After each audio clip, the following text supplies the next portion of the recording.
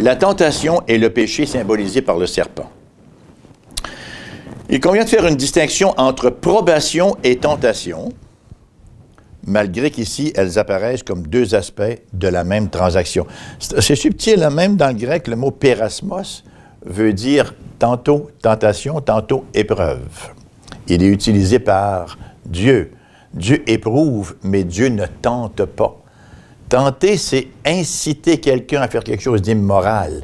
Éprouver, c'est de voir où il en est, n'est-ce pas, dans sa marche et de voir la qualité de ce qu'il est. On peut voir qu'il existe une sorte de chevauchement entre les deux termes, alors qu'en hébreu, tout comme en grec, le même mot sert à désigner l'un comme l'autre, comme je viens de le mentionner là, pérasmos.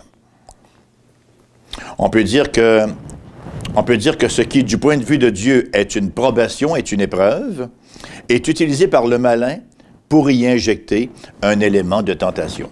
Lorsque Dieu met Adam et Ève en probation, qui leur fait passer l'épreuve de l'obéissance, que fait Satan? Lui, il le transforme, il métamorphose le tout en tentation.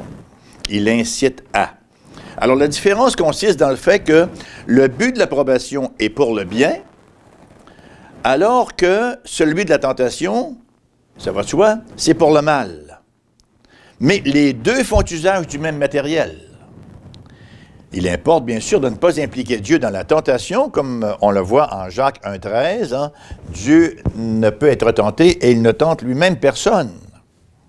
Cependant, c'est important d'insister sur le fait que la probation fait partie intégrante du plan divin pour l'humanité, même si le tentateur n'avait pas existé.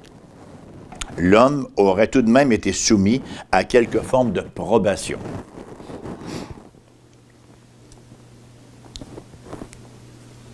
Comment vous interprétez cette parole, effectivement, du Notre Père, ne nous induit pas en tentation? Je pense que ce qu'on vient de voir entre la différence entre épreuve et tentation nous donne quand même une piste.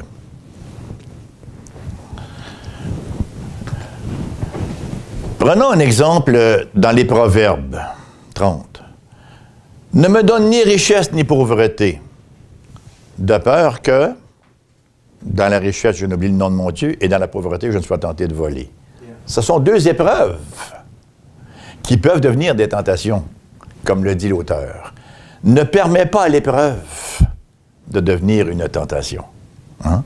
J'imagine, il n'y a pas beaucoup d'autres façons d'interpréter cela à la lumière du reste de l'Écriture qui nous dit que Dieu ne peut d'aucune façon induire quelqu'un en tentation, tenter quelqu'un, l'allumer envers quelque chose de mal, n'est-ce pas?